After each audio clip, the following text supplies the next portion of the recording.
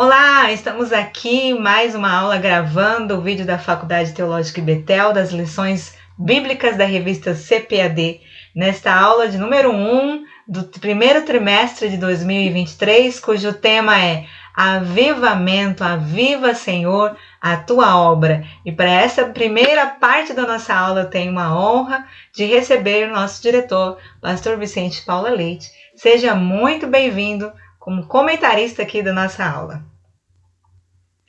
Olá, Keila. Olá, meus queridos ouvintes. Eu quero parabenizar a CPAD,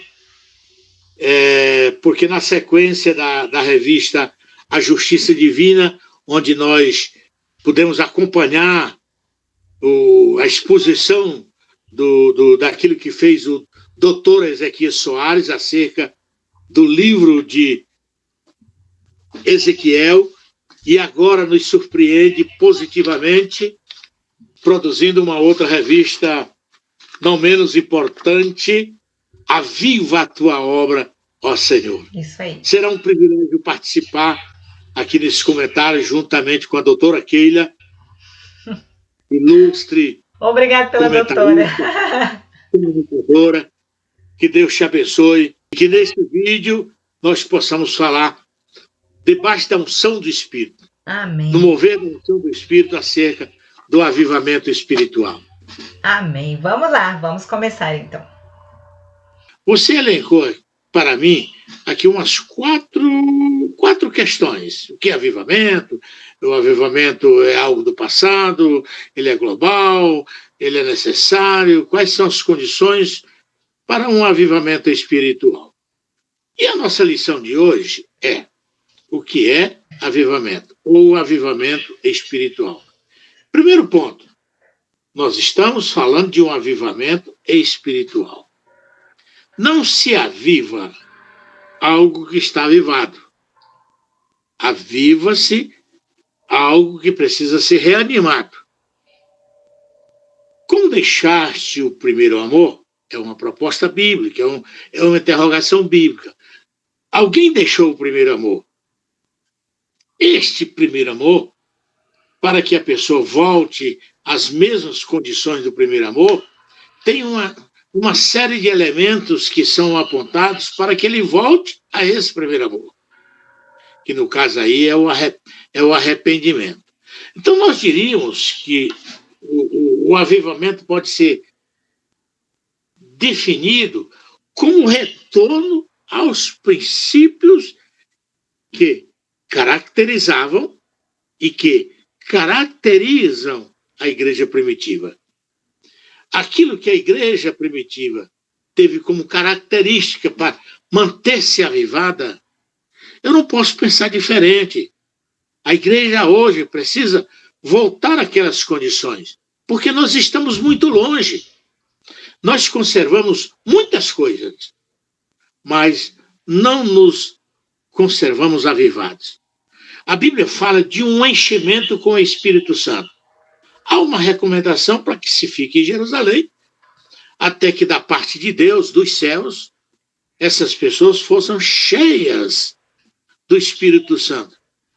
Mas, à medida que a gente avança na leitura de Atos, nós encontramos que aquelas pessoas, em cada reunião, a cada instante, elas eram cheias do Espírito Santo. Mas não já estavam cheias? Estavam. Mas acontece que o Lucas faz questão de dizer, eles continuavam cheios. Então, avivamento é manter-se avivado. É nada mais do que o retorno à Bíblia, o retorno à nossa regra de fé e prática. Mas não é só um retorno à Bíblia. A própria Bíblia nos orienta, nos diz que a igreja permanecia em oração. Então, alguns elementos são essenciais. E nós poderíamos dizer que avivamento é o retorno à oração.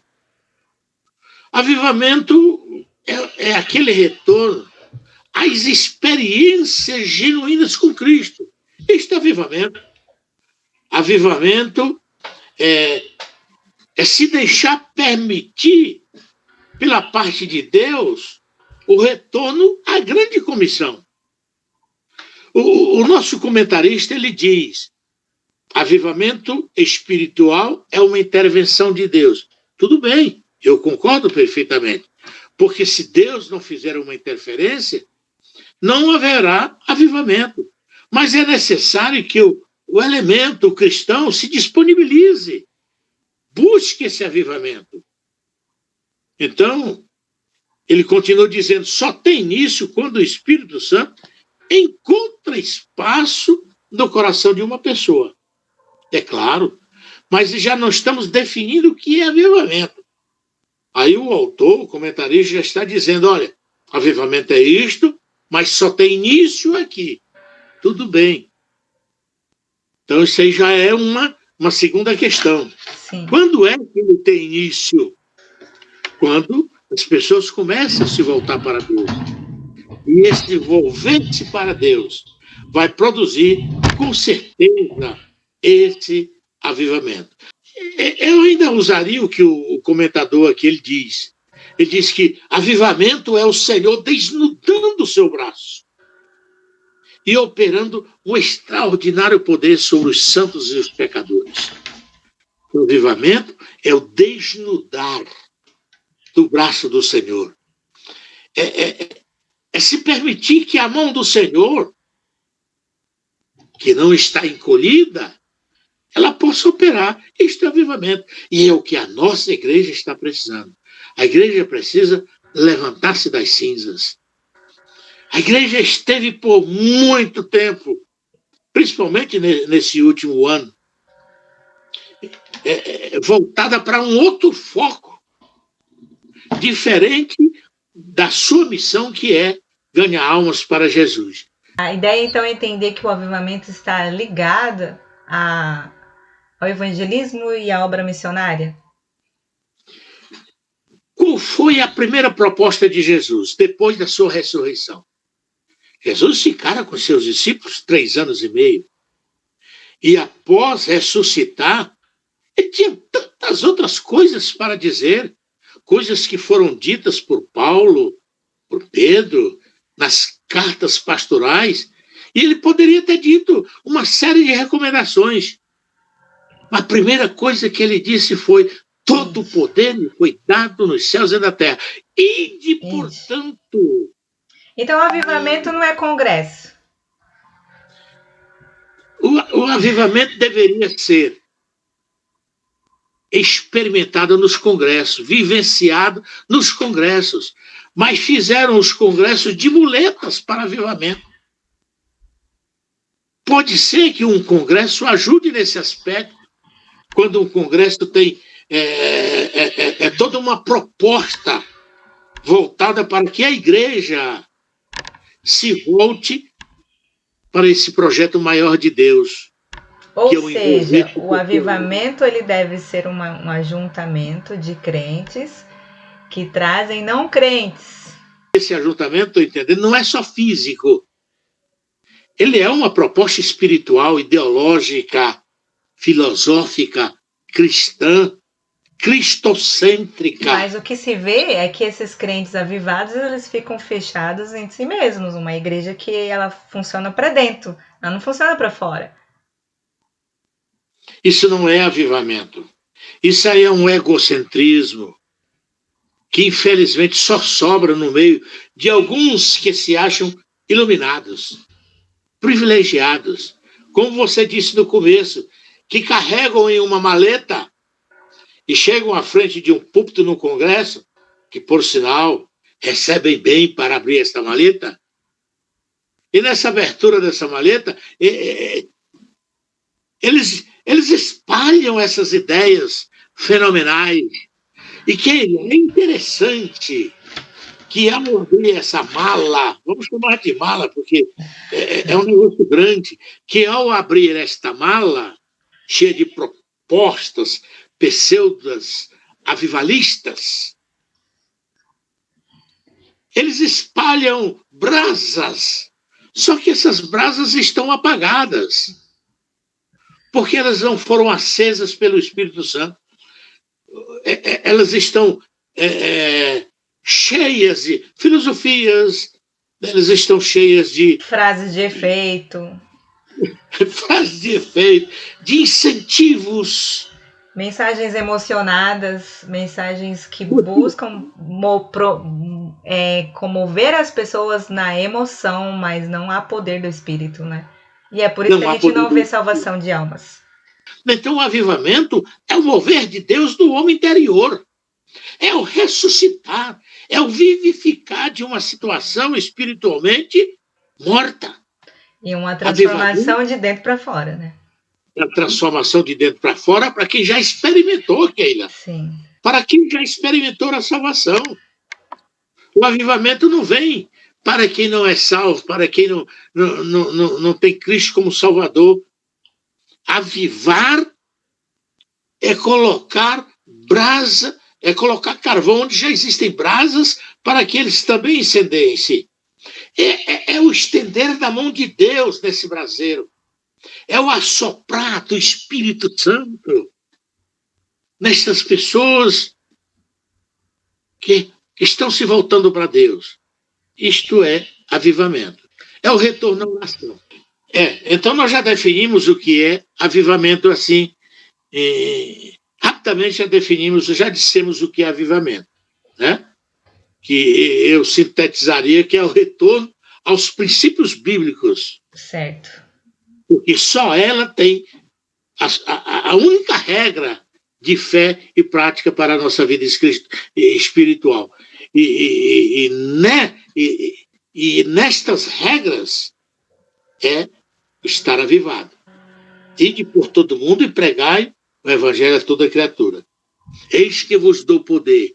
Ficai. Quando Jesus fala aos discípulos, aos 70, que ele os envia de 2 em 2, ele diz: eis que vos dou poder. Poder para isso, para aquilo.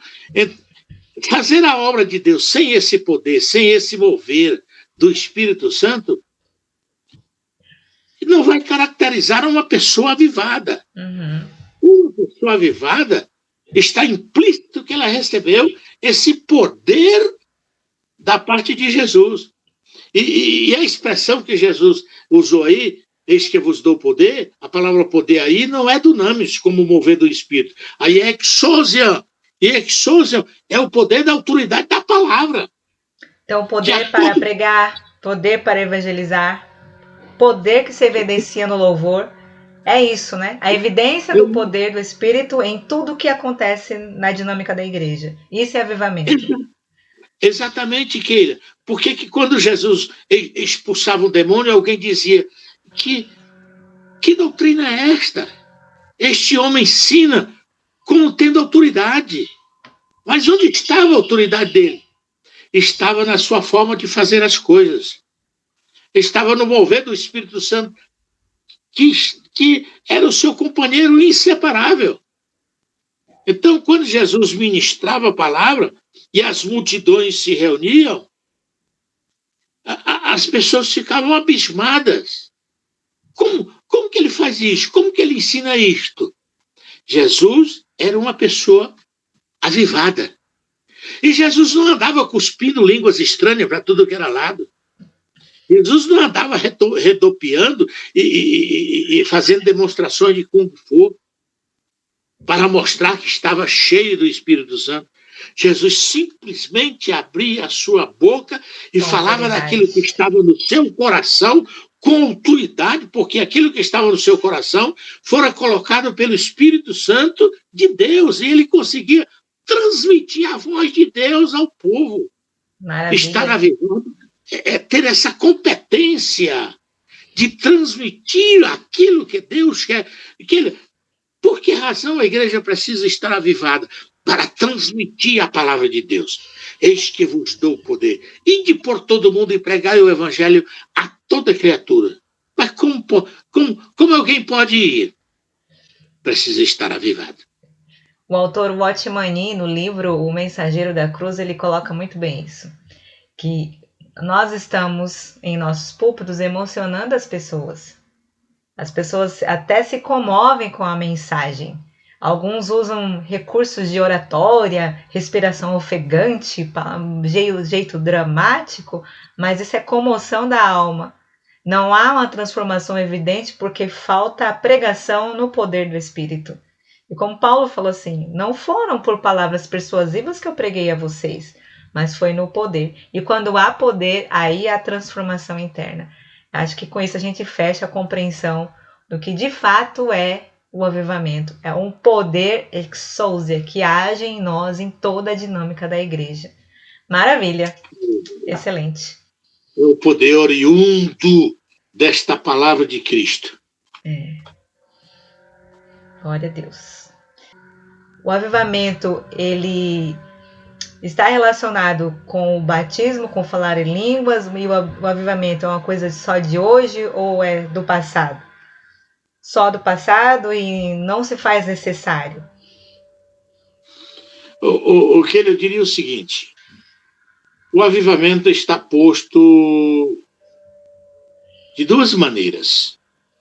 Por exemplo, você olha para as igrejas irmãs que não são pentecostais, mas muitas dessas igrejas evangelizaram o mundo, ganharam almas para Cristo, pastores apaixonados que se envolveram com a obra missionária de uma tal maneira que, como não dizer que esses homens eram avivados? E, por outro lado, algumas dessas igrejas ainda crescem. E como que uma igreja pode crescer se não tiver um avivamento? Porque o avivamento, ele é a conclusão daquilo que a igreja é. Você olha para uma igreja, é como se o avivamento fosse representado pela fé e o agir desta igreja fosse as obras. E quando você vê estas obras nessas igrejas, você percebe que elas estão avivadas. Agora, muitas igrejas não pentecostais foram, são e ainda serão avivadas. Agora, o avivamento, por outro lado, no pentecostalismo, que o pentecostalismo é quem quer ter esse domínio, sabe que o pentecostalismo acha que estar avivado é subir na ponta, é subir num poste, pegar num cabo de força de 3.000 volts e dar 3 pulos para trás e sair dando glória a Deus. Não estou aqui dizendo que isto é genérico. Mas alguns acham que estar avivado é dar uma rajada de línguas quando ele está pregando. Paulo foi o apóstolo mais avivado que eu encontro na Bíblia. E ele disse que ele não tinha muita preocupação em falar línguas estranhas em público. Até porque não era inteligível a todos, né? Ele queria se manter essas línguas estranhas em um particular com Deus. Agora, línguas estranhas é um fenômeno que está ligado com o avivamento e faz parte do movimento avivamento, sem que línguas estranhas também demonstrem que a pessoa está avivada. Por exemplo, Jesus manda ficar em Jerusalém até que do alto fossem revestidos do poder. Os discípulos obedeceram e ficaram e foram revestidos do poder. Eles falaram em línguas. Agora, foi o falar em línguas que os moveu a pregar o evangelho de manhã, de tarde e de noite, em todos os lugares, como Jesus havia determinado em Jerusalém, Judeia, claro Samaria, até os confins da terra. Foram as línguas estranhas? Não. Foi a ação do poder do Espírito, né? Foi a ação do poder, perfeitamente. Foi a ação do poder. As línguas estranhas já ficou no segundo plano. Sim. O que houve aí foi a continuidade, a presença do Espírito Santo que os manteve cheios de Deus. Quando foram escolher aqueles diáconos para servir as mesas, uma das características é que eles que falassem línguas? Não. Uma das características é que eles fossem homens cheios de Deus. Significando o quê? Cheios do Espírito Santo. Homens ousados, homens que realizavam suas atividades com sabedoria, e a igreja que ele está precisando tem essa necessidade desse gerenciamento por homens cheios de Deus, sem fazer acepção. Você me perguntou se o avivamento é coisa do passado. Eu gostaria de entrar rapidamente, mas já saio neste aspecto. Porque um dos primeiros problemas na igreja primitiva foi esse partilhar do pão. Estar avivado é olhar também para a necessidade do próximo, principalmente dos domésticos da fé. Mas aqueles que frequentavam a igreja, havia gente de várias origens. Judeus, gentios, prosélitos, judeus, gregos. E a igreja começou a ter problemas sociais, quando iam repartir o pão, porque se privilegiava um em detrimento de outro. Avivamento é quebrar esse paradigma infernal de que só um grupo deve ser beneficiado. Avivamento é colocar todos na mesma balança de Deus. Estar avivado é manter esse equilíbrio. Foi o que os apóstolos fizeram quando escolheram: olha, nós vamos ficar na oração e na ministração da palavra, mas precisamos que vocês sejam cheios de fé, cheios de sabedoria e, acima de tudo, cheios de Deus, homens cheios do Espírito Santo. Agora, Keila, ali começou o movimento quando aquelas barreiras sociais foram quebradas. Como não se lembrar, no século XX, no comecinho do século XX, aquele poderoso e famoso avivamento que aconteceu em Los Angeles, na rua Azusa, aí onde você está, nos Estados Unidos, onde os negros eram deixados de lado, onde eles não podiam participar, sentados com os brancos, havia toda uma acepção. E aí nós encontramos o maior de todos os avivamentos, onde as barreiras sociais, raciais, foram quebradas e aproximaram negros e brancos numa sociedade que sofria marcas do racismo. Então, quando olhamos para o contexto histórico, ali estávamos numa época de luta racial, de um povo clamando por liberdade e igualdade. Pessoas que carregavam as marcas do racismo, mas escolheram ser avivados por Deus. E aí nós encontramos, Keila, Charles Fox, o maior de todos os pregadores da minha concepção, aí já no século XIX, quando, 1898, ele pregava. E ele resolveu, Keila, fundar uma escola bíblica. Não foi uma campanha de oração de 60 dias e 3 meses, jejum e consagração. Não foi isso que Charles Fox fez. O que ele fez? Como pregador, ele fundou na cidade de Topeka, nos Estados Unidos, uma escola bíblica, onde ele podia ensinar a palavra de Deus, com poder, com graça, na unção do Espírito. E aqueles crentes que se permitiram impactar a semelhança de William Seymour. Ele era aquele jovem negro Sim, ele era aquele jovem negro que não podia entrar na sala onde Charles Fox estava pregando, porque a questão racial não permitia. Mas ele ficava do lado da janela, do lado de fora da janela, ouvindo. E colocava seus ouvidos, era o primeiro a chegar, para encontrar um lugar na janela. E era o último a sair. Avivamento é disponibilizar, Keila, os ouvidos para ouvir a voz de Deus. Foi isso que o William Seymour fez.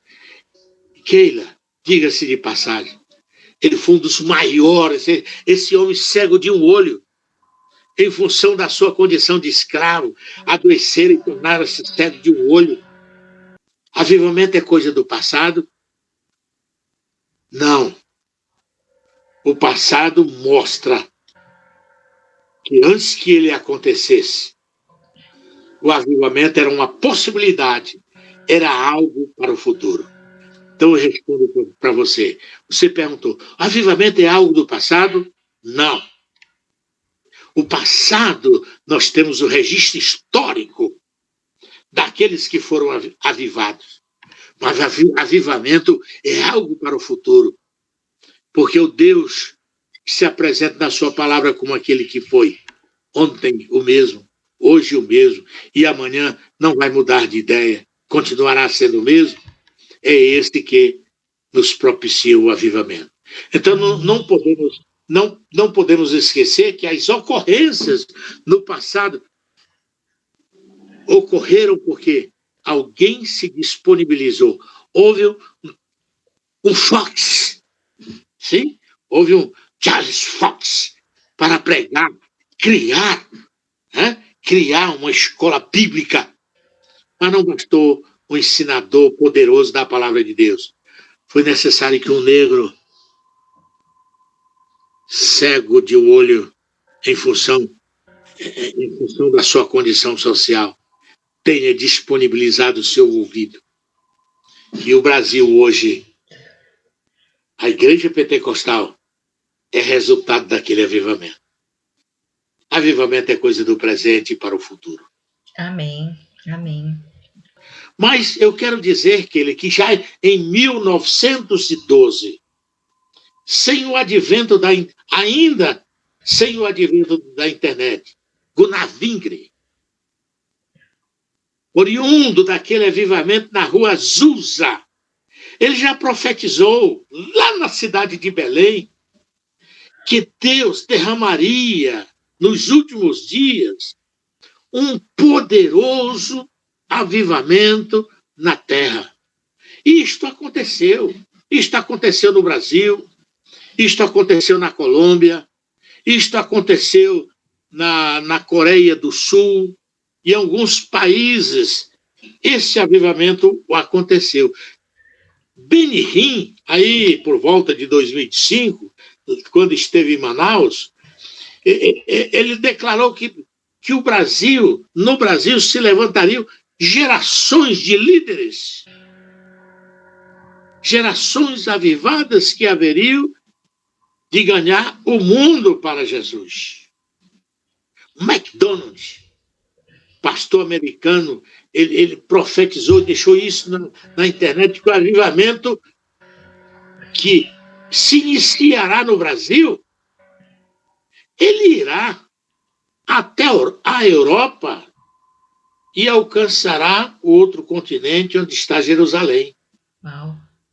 Perulo, aqui, para não deixar de mencionar esse nome, foi um dos maiores televangelistas americanos. Ele declarou que o Brasil foi escolhido para trazer o avivamento para os últimos dias.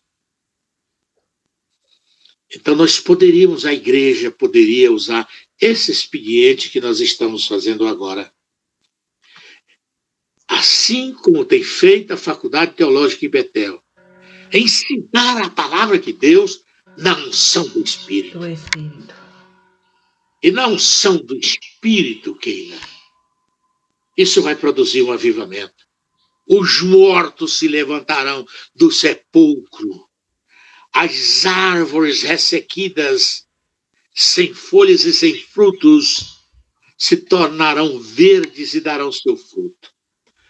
Os rios secos voltarão a se permitir correr águas. O Mar Morto será transformado em um mar de águas doces. O Nordeste será abençoado com chuva temporã e seródia. E os Estados Unidos, minha querida, que tem todos os recursos tecnológicos em mãos, poderia fazer uso e deve fazer uso destas condições para evangelizar o mundo. Amém. Mas como fazer isso se não estiver avivado? Exatamente. Aviva, Senhor, a tua obra. Amém. O profeta Abacuque. É verdade, Já. é um clamor. É. E esse cenário que o senhor acaba de descrever, né, o deserto, a terra seca, árida, em que a semente não frutifica, existe a parábola do semeador, que evidencia muitas formas de que como os corações estão se apresentando, ou pela dureza dos corações, a igreja não floresce, ou pela dureza do coração, ou por outro lado, pela fragilidade com que essa mensagem é pregada, pela superficialidade com que essa mensagem é anunciada.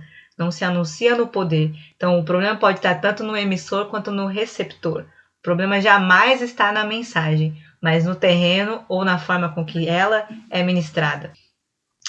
Muito bem, Pastor Vicente, para que nós chegamos aqui à parte final da sua participação, nós temos ainda 2 perguntas. O avivamento, por que ele é necessário? E quais as condições para que ele ocorra? Eu gostaria de usar uma ilustração simples, mas bem apropriada. O hospital é um departamento, uma criação para atendimento aos doentes. Um hospital, uma clínica. Ele foi construído e edificado para atender os clientes.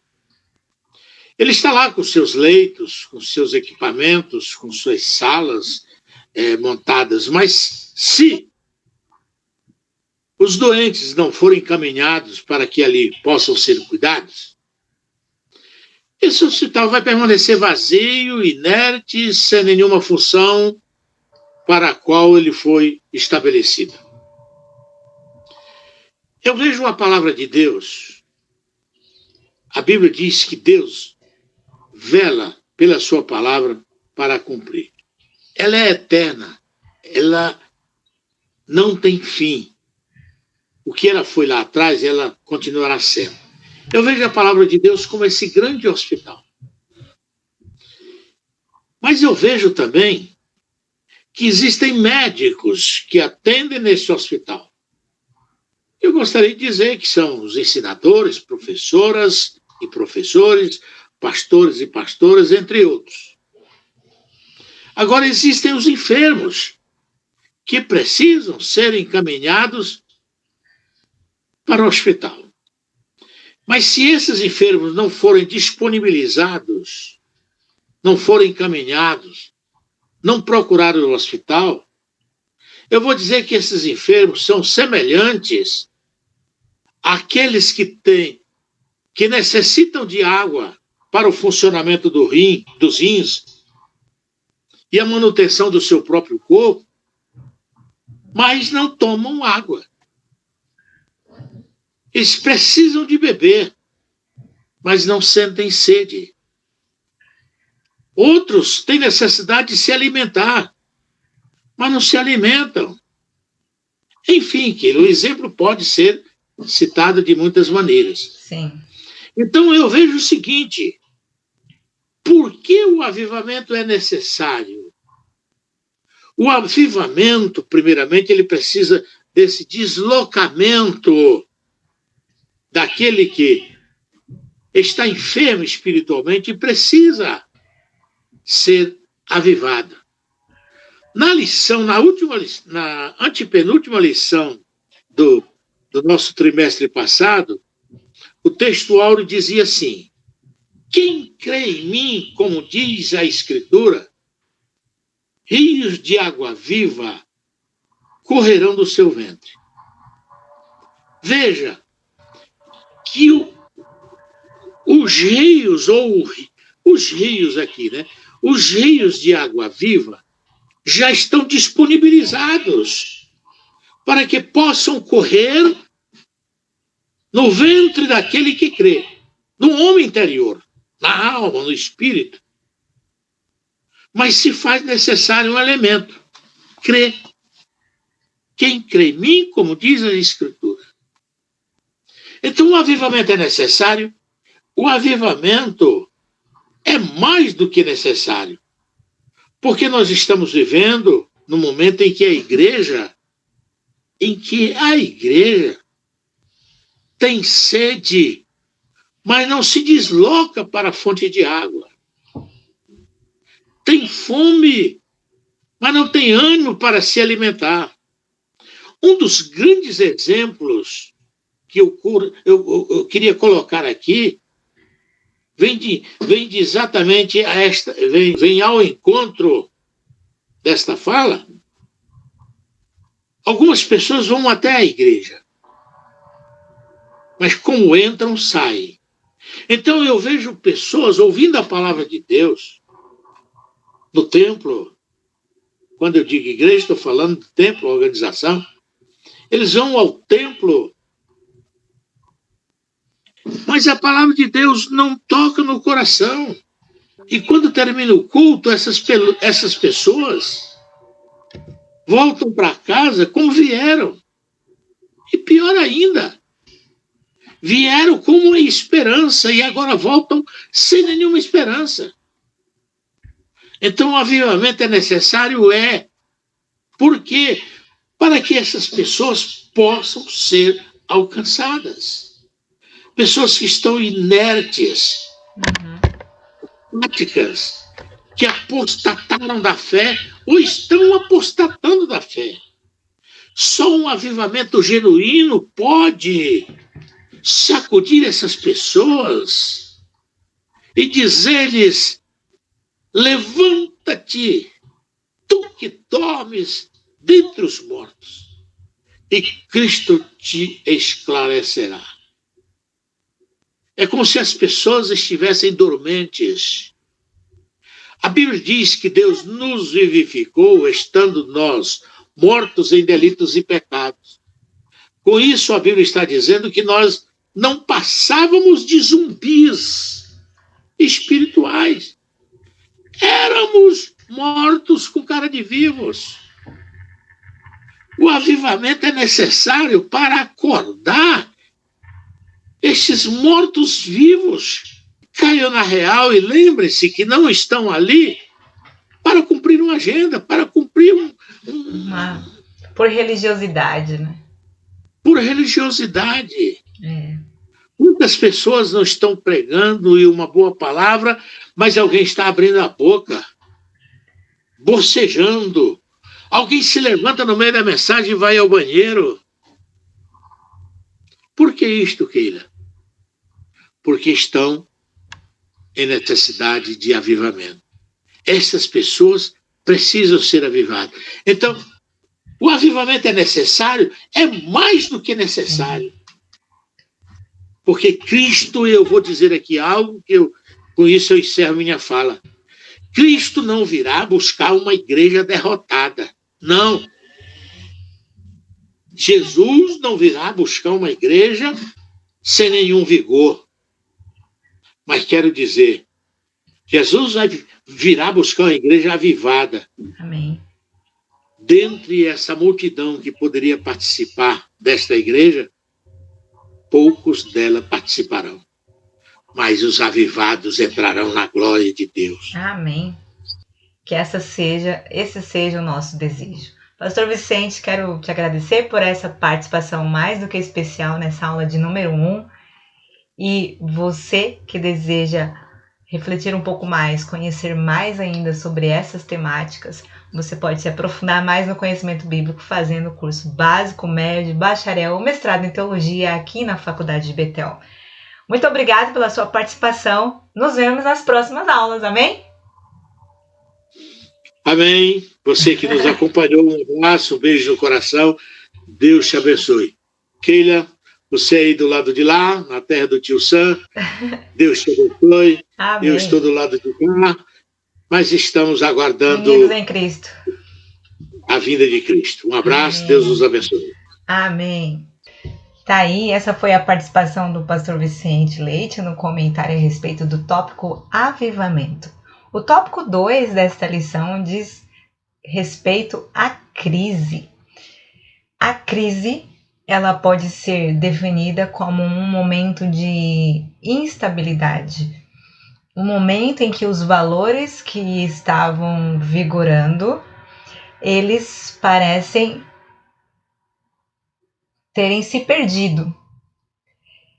Os valores, as certezas, é um momento de muita instabilidade. Momento de crise é um momento de reflexão, é um momento de muitas vezes voltar atrás. Neste sentido, a crise pode ser considerada uma coisa boa, porque é quando nós voltamos a refletir sobre o que perdemos, voltamos a buscar na história momentos de alegria, de gozo, momentos respaldados em certezas, em um caminhar coerente, cujas práticas combinam com o discurso. Quando você está em crise, você começa a refletir sobre o que se viveu no passado e como que isso se evidenciava nas atitudes, nos comportamentos, na moral coletiva, e aí começa então a se refletir que valores éticos eram estes e em que eles resultavam, em que eles refletiam no comportamento, no grupo social, na igreja, de modo geral, na sociedade. A crise, diante de uma crise, o texto vai dizer, podemos observar diversos comportamentos humanos, como o medo, a revolta, a blasfêmia contra Deus, blasfêmia contra o próximo, uma situação de desespero, de angústia, tentativas de tirar a própria vida. A crise, ela causa instabilidade. Se a crise leva a pessoa a uma situação desesperadora, uma situação, pessoas que agem de forma impetuosa, colérica, sem pensar nesse aspecto, a crise é ruim porque falta aí domínio próprio, falta controle emocional. Mas quando a pessoa ela tem um comportamento de reflexão, ela volta a buscar no passado, nas experiências anteriores vividas, referências de bons momentos, referências de resultados, de situações prazerosas, agradáveis, a crise provoca então a reflexão. Então, neste momento, por este aspecto, a crise é boa. E aqui a revista vai trazer o verso de 2º livro de Crônicas, capítulo 7, verso 14, que diz: se o meu povo se humilhar, se o meu povo que se chama pelo meu nome, buscar a minha face, se converter dos maus caminhos, então eu ouvirei dos céus, perdoarei os seus pecados e sararei a sua terra. Veja, a crise que tem como resultado uma atitude reflexiva de humilhação provoca em Deus uma ação de restauração. Essa base bíblica que nós temos para uma situação de crise vivida entre o povo de Israel. E fatalmente nós hoje estamos vivendo momentos de crise. Não só hoje, mas todo o período da pós-modernidade, ele se destaca como um período de crise, de valores morais, de valores éticos, religiosos, que são colocados em xeque o tempo inteiro. As ideologias que vão na contramão daquilo que a Bíblia ensina, vem trazendo para nós uma postura, uma indução ao pensamento relativista. Tenta colocar na cabeça de todos nós cristãos que não existe mais uma verdade absoluta. Então, essa falta da verdade absoluta traz em nós um sentimento de incerteza, porque se a Bíblia não é mais o nosso guia, a nossa regra de fé, se a Bíblia não é mais infalível, então eu vou o tempo inteiro aceitar que pessoas coloquem a Bíblia em dúvida, aceitar que pessoas busquem e coloquem à mesa novas interpretações para ela, interpretações baseadas no ego, baseadas em filosofias e ideias humanistas, em que o homem é o centro e não mais Deus sendo o centro. E este fenômeno pós-moderno do relativismo, do hedonismo, do pragmatismo, da vida prática, da vida que dá resultado, todos esses valores pós-modernos, eles estão causando uma crise muito forte dentro da igreja, porque a igreja está no mundo, ela não está isenta dessas influências do mundo. Então, antes, quando a igreja fazia questão, né, de falar, de anunciar o dia da Bíblia, o dia do protestantismo, levantar a sua bandeira como conservadora, como defensora da família, da Bíblia, como defensora da sua fé. Isso tudo havia um certo padrão, mas hoje as muitas denominações, a rodos, elas existem em milhares e não existe mais um padrão, você não tem mais uma característica do perfil cristão, porque muitas igrejas estão relativizando a santa doutrina, relativizando a palavra de Deus. Até na hora de nós vamos visitar uma igreja, quando você é convidado a visitar uma igreja ou a ir pregar numa igreja, você tem que ir lá tentar buscar informações sobre como que funciona a liturgia, a teologia, o culto, as relações dentro dessa igreja, porque pode ser que você esteja pisando num terreno perigoso, delicado, apesar de ter o nome de evangélica. Então nós não temos mais uma identidade única. O relativismo tomou conta da igreja brasileira e isso se reflete numa crise muito grande, numa crise que demonstra falta de conhecimento da palavra de Deus. O que tem gente inexperiente dirigindo cultos, dirigindo igrejas, pregando nas redes sociais e, por incrível que pareça, com milhares de seguidores, pessoas que seguem às cegas, sem nem mesmo consultar a fundamentação dos seus ensinos na Bíblia. Pessoas que estão preocupadas muito mais em ter seguidores do que levar pessoas a Cristo para de fato serem seguidores de Cristo. A exaltação do eu não muda nada em relação ao mundo. O comportamento é o mesmo. E aí nós vemos a Igreja de Cristo com uma tremenda crise de identidade. Esta aula, este tema, esta proposta é uma possibilidade, uma provocação para que nós possamos refletir sobre tudo isso que temos lido aqui, falado, e pensar qual deve ser a minha postura diante disso. Agora que eu estou sendo alertado, agora que eu reconheço quem são as pessoas que de fato eu devo seguir nas redes sociais, acompanhar os seus vídeos, aplaudir, porque está na mídia, é famoso, porque está na mídia, é santo, é bom. Cuidado com o que você ouve, cuidado com o que você lê. E a maior fonte de pesquisa e busca continua sendo a palavra de Deus. E além disso, além de buscar a leitura da palavra de Deus, é preciso ter uma vida de oração. E aqui nesta hora, caro professor, quando você vai falar do tema de oração, é muito importante que você tenha, sim, uma vida de oração. Se é complicado e delicado, seremos hipócritas se começarmos a ensinar daquilo que não vivemos, daquilo que não experimentamos. Então, se você se considera que não ora o quanto deveria, não busca o quanto deveria, antes de ministrar essa aula, peça perdão ao Senhor e busque desde já orar mais, se dedicar mais, se consagrar mais para Ele, porque senão as nossas palavras serão vazias e serão meros discursos. E aí o tópico 3 vai falar assim: orar e buscar a face do Senhor, porque sem oração não há avivamento. A oração ela tem um poder incrível de nos colocar na posição em que Deus quer que nós nos coloquemos. O evangelho não é sobre nós. A oração não é uma lista de pedidos que eu faço para Deus e peço que Ele realize os meus desejos. A oração ela nos coloca de fato no centro da vontade de Deus.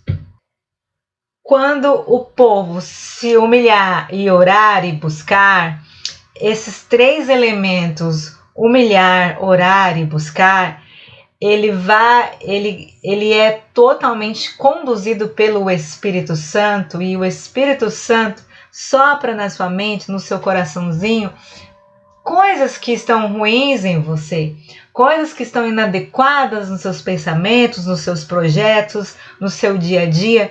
E à medida que vamos buscando mais esta vontade, esta presença de Deus, nós vamos quebrando a nós mesmos, humilhando, matando a carne, como diz Paulo, crucificando a carne, matando a nós mesmos e vamos ressuscitando, né? Vamos renascendo cada dia um pouco mais e nos ajustando à vontade de Deus. Esse é o efeito da oração na igreja. Esse é o efeito da oração nas pessoas. A oração, vida de oração não combina com coração altivo, não combina com atitude arrogante, não combina com gente que dá carteirada, não combina com gente que se apresenta apenas pelos seus cargos, com gente que acha que não deve se misturar com o povo. Quem tem vida de oração não tem esse tipo de atitude, porque a prática da oração nos torna seres humildes, humilhados na presença do Senhor, reconhecendo que tudo que temos, que tudo que somos, vem dele. E esse é o exercício mais difícil, porque os cultos de orações das nossas igrejas são os mais vazios, são os mais desafiadores. A prática da oração é algo extremamente difícil, ela envolve uma luta e uma guerra espiritual para que você inicie este momento, porque são tantas possibilidades de entretenimento, tantas possibilidades de distração, e a oração exige concentração, dedicação, entrega, consagração, e são os cultos menos frequentados. Quanto menos oração, menos avivamento, menos envolvimento com a obra, menos quebrantamento, menos poder de Deus. E se você tiver tempo, professor, você pode trazer mais um relato histórico, além desses relatos que o professor Vicente já colocou. Então é bacana você trazer imagens, você contar essas histórias de momentos de avivamento que já ocorreram, né, ao longo da história. E aqui você também pode trazer exemplos de como a oração ela move até mesmo um país, como é o caso da Coreia do Sul. O quanto que a oração e o jejum fazem parte do dia a dia corriqueiro daquela nação. Então a vida de oração resulta em conversão de pecados, arrependimento de pecados, e a vida de oração, ela tira você dessa situação de crise em que você vê não há esperança, não há saída, no que faremos. A oração te tira deste lugar de crise e coloca você num caminho de esperança. Aqui cabe também, professor, você dar espaço para algum aluno, combinar previamente, para alguém dar algum testemunho, de abrir seu coração. Gosto muito dessa dinâmica, de falar com sinceridade das minhas experiências e pessoais com Deus, porque o crente tem que viver experiências pessoais com Deus, ele não pode viver das histórias alheias, e falta-nos muito isso. Mas cabe aqui você convidar algum aluno e falar assim: olha, conta para nós, compartilha com a gente um momento de crise que você viveu e como que você venceu isso na oração.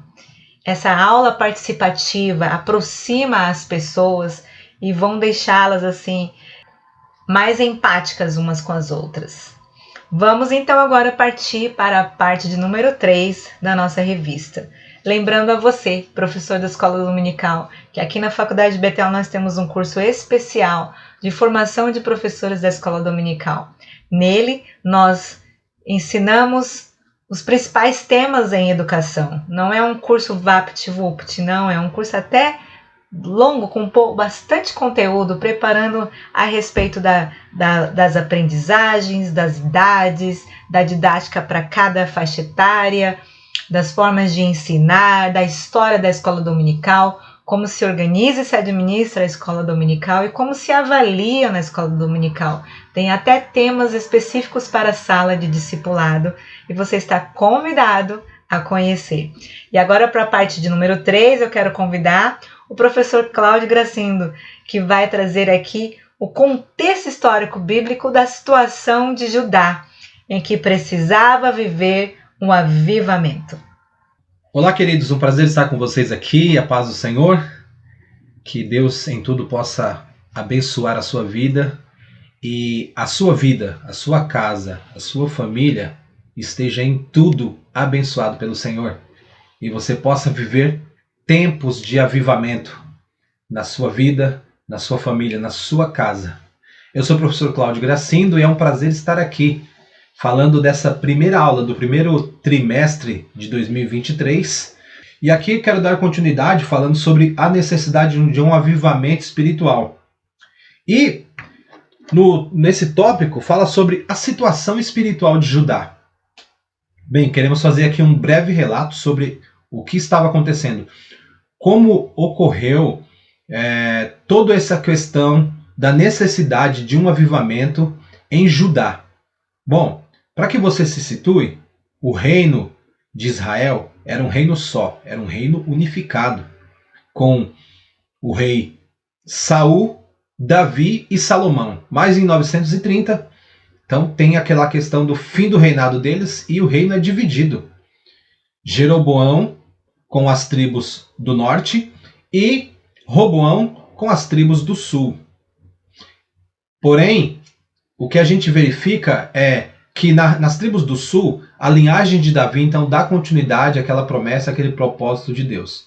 Na linhagem do reino do norte, onde estão as 10 tribos e a sua capital Samaria, os reis não deram ouvidos ao Senhor, pelo que em 722 a.C.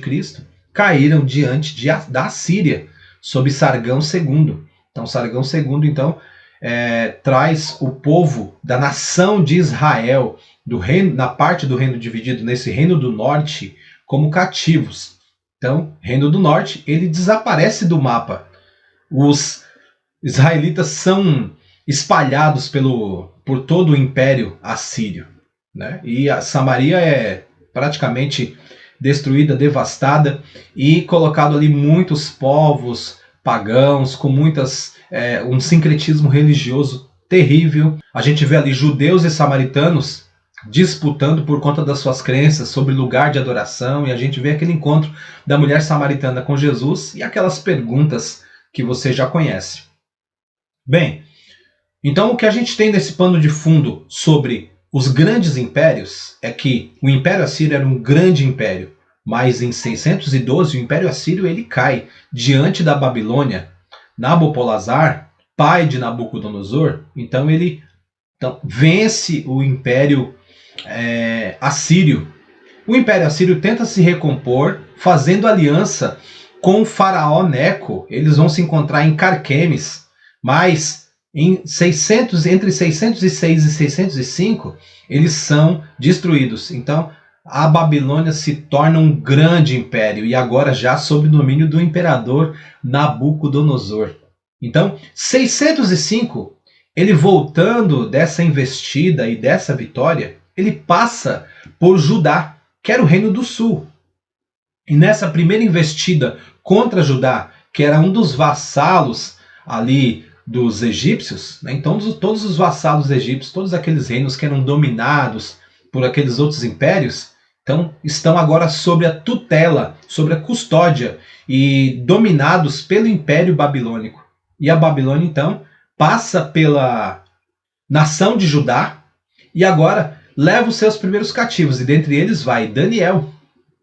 Daniel, Ananias, Misael e Azarias, aqueles jovens bem famosos do capítulo 1 do livro de Daniel. Bem, e a segunda investida do Império Babilônico no reino de Judá é em 597, quando vai cativo o profeta, que ainda não era profeta, mas Ezequiel é levado cativo para viver com os cativos entre o povo ali juntos ao rio Quebar. Você vai verificar essa história no livro de Ezequiel, no capítulo 1. A terceira e última investida, nós vamos verificar que o rei Zedequias, o último rei de Israel, ele se revolta contra a Babilônia. Nabucodonosor havia colocado ele como rei no lugar de Joaquim, que havia sido levado cativo. Então ele fica ali reinando, mas chega um momento que ele decide não pagar mais impostos, decide não obedecer mais Nabucodonosor. Então a Babilônia tem uma terceira e última investida, e essa investida agora é uma investida que vai destruir totalmente o reino de Judá. Judá não será mais reino. Em 586, então, Judá é sitiada pelos babilônios, e o rei Zedequias não tinha forças para poder se defender, o povo não tinha forças para poder se defender, porque agora eles estavam enfrentando um grande império, o maior de todos os impérios, o grande império babilônico de Nabucodonosor. E após esse sítio, as pessoas que estavam em Judá começaram a morrer de fome, começaram a morrer de doenças, não tinha acesso à alimentação. A Babilônia consegue destruir os portões, destruir os muros que cercavam Judá, e agora invade. Então, aqueles que não tinham morrido pela peste, pela fome, agora são mortos à espada, são mortos a flechas, crianças, mulheres, homens, todos sendo mortos pelo exército babilônico. O rei tenta fugir, ele é preso, seus filhos mortos diante de si, e ele tem os olhos vazados, olha só, por causa da revolta que ele teve contra o rei de Babilônia. Agora, existia uma fala do profeta Jeremias para que ele se entregasse à Babilônia, porque só isso preservaria o povo. Era necessário que o povo fosse entregue, que o povo fosse cativo. Existe uma profecia de Jeremias sobre os 70 anos, e você vai verificar isso no capítulo 29 de Jeremias, e especificamente vou ler aqui para vocês o versículo 10. Porque assim diz o Senhor: certamente que passados 70 anos na Babilônia vos visitarei e cumprirei sobre vós a minha boa palavra, tornando-vos a trazer a este lugar. Então, era necessário o povo passar por esse cativeiro.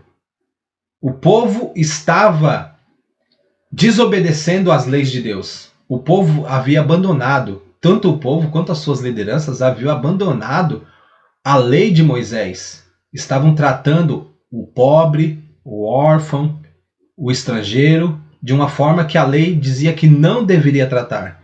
Estavam idolatrando as divindades das terras vizinhas, as divindades, e isso tudo cheirava muito mal diante de Deus. E Deus, por diversas vezes, através dos seus profetas, havia avisado a eles que não fizessem assim, que não tivessem outros deuses, que eles se lembrassem da lei de Moisés, mas eles não obedeceram.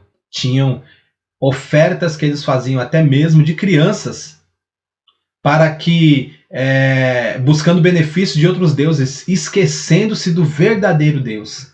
Então, era necessário acontecer algo para que um avivamento acontecesse com aquela nação.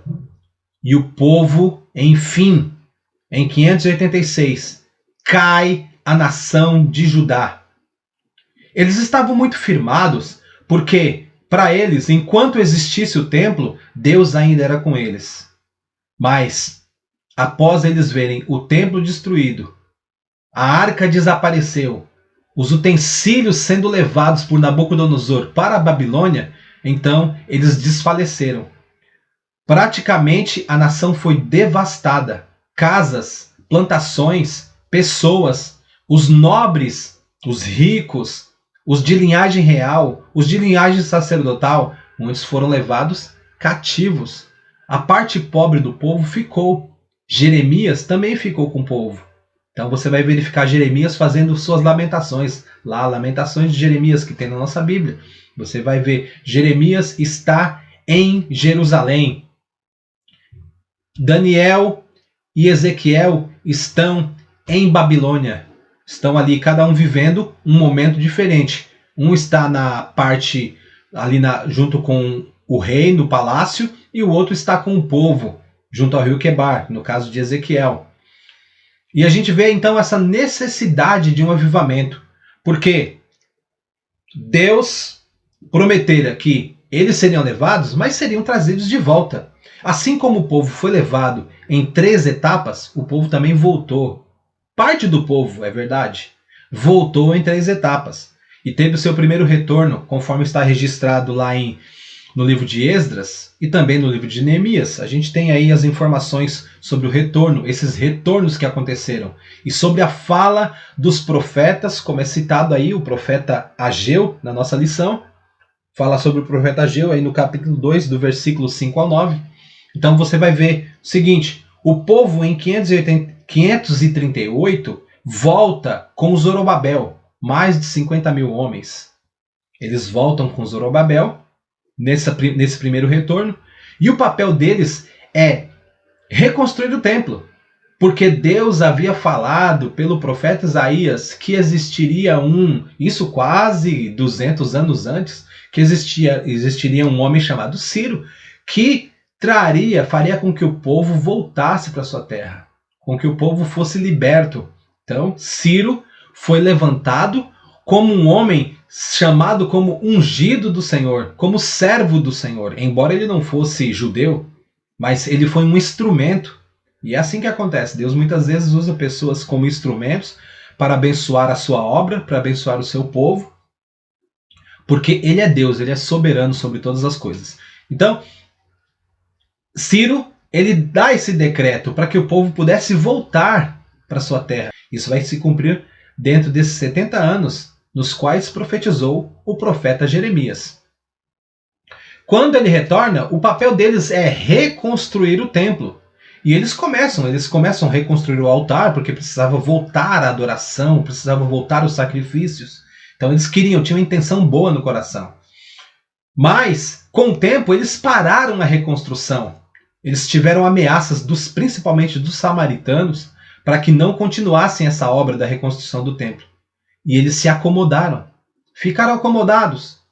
Aquilo que Ciro tinha dado para eles, e eles tinham conseguido de doação na Babilônia, todo o ouro, todas as riquezas que eles trouxeram, madeira, tudo que eles tinham para o projeto do templo, sabe o que eles fizeram? Eles aproveitaram o seguinte, falou, bom, já que estamos ameaçados na reconstrução do templo, então vamos construir a nossa casa. Vamos fazer nossas casas. Começaram a fazer casas bonitas, começaram a fazer grandes obras, né?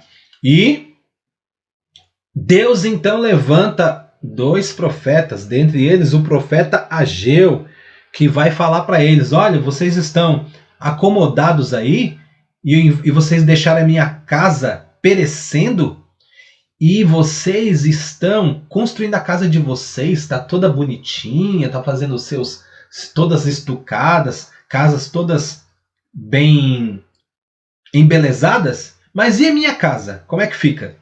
Então Deus usa o profeta Ageu para advertir o povo sobre isso. Mas Deus levantou o profeta Ageu para poder proclamar diante deles e conclamar para que eles voltassem a reconstruir o templo. O templo havia sido começado a construir nesses primeiros anos, quando eles voltaram. Mas por 16 anos o templo ficou parado sua reconstrução. O segundo templo. Porém, 16 anos depois, por causa da vida de Ageu e do profeta Zacarias, o templo então voltou a ser reconstruído.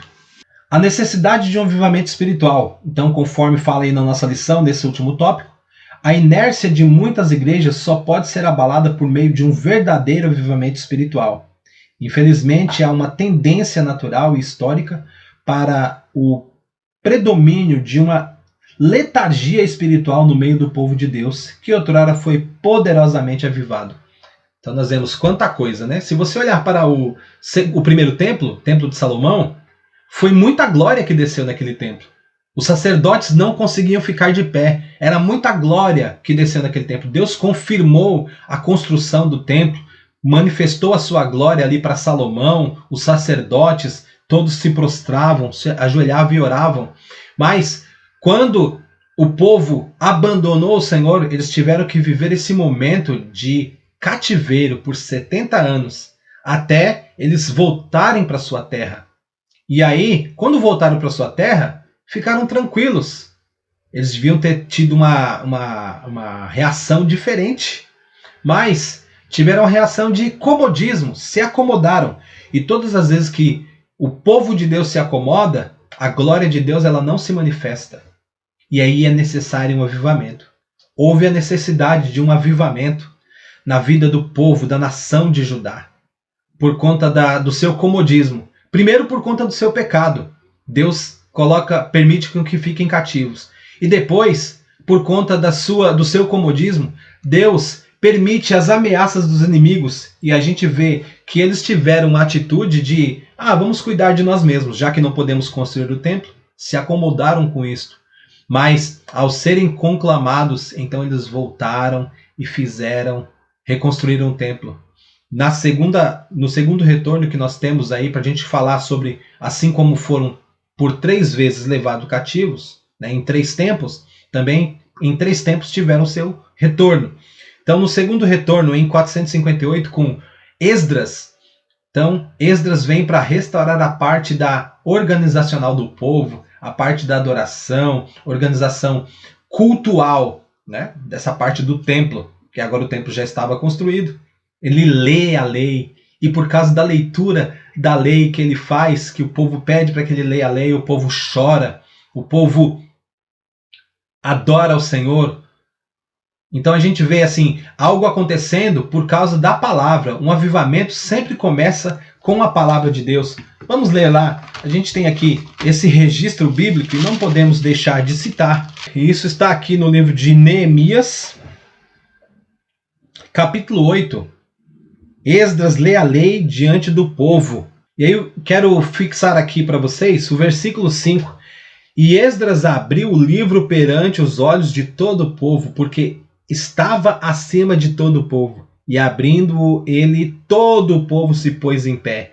E Esdras louvou ao Senhor, o grande Deus, e todo o povo respondeu, Amém, Amém, levantando as mãos, e inclinaram-se e adoraram o Senhor com o rosto em terra. Veja que mudança houve na vida do povo por causa da palavra. Então, todo avivamento ele começa com a palavra de Deus.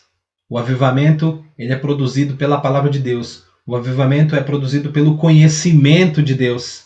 O avivamento é produzido pela comunhão que nós temos com Deus. E você pode começar esse avivamento na sua casa. Pode começar esse avivamento em você, na sua casa e na sua família.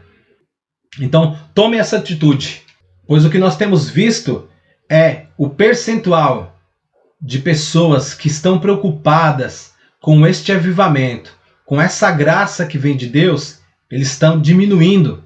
Mas nós somos a igreja do arrebatamento. Nós somos o povo do arrebatamento.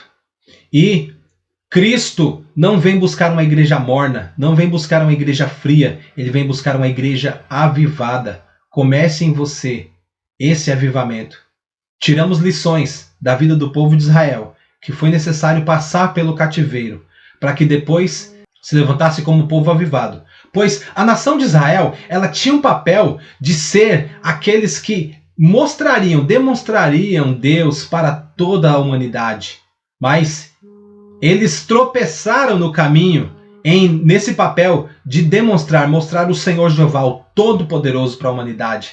Mas agora A igreja tem esse papel de, como avivados, mostrar o Senhor Jesus Cristo, revelar Jesus Cristo na vida das pessoas. Comece em você esse avivamento, na sua casa, na sua família, aqueles que estão ao seu redor, na sua igreja, na sua comunidade, no seu bairro, no seu estado e até os confins da terra. Que Deus abençoe vocês, em nome de Jesus.